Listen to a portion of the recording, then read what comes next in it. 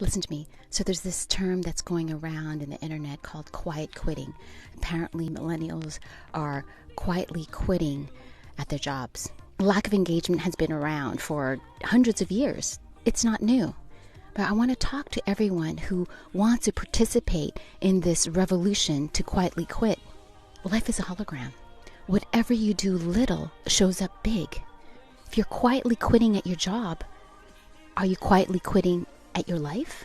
Are you quietly quitting in your marriage, in your relationship, in your workout routines, in your habits? Life is a hologram. Whatever you do little shows up big in your life. Stop practicing quitting.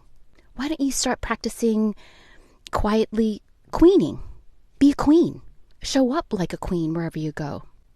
When I was at Bloomberg Business News, that was my first job out of college, I was getting paid $27,000.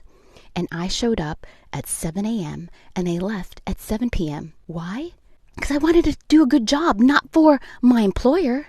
I wanted to do a good job for myself. When I was at the Getty, same thing. I was getting paid $36,000 at the Getty. I was like the first person to show up early. And that practice led me to my path today as a CEO of multiple companies. Stop practicing quitting.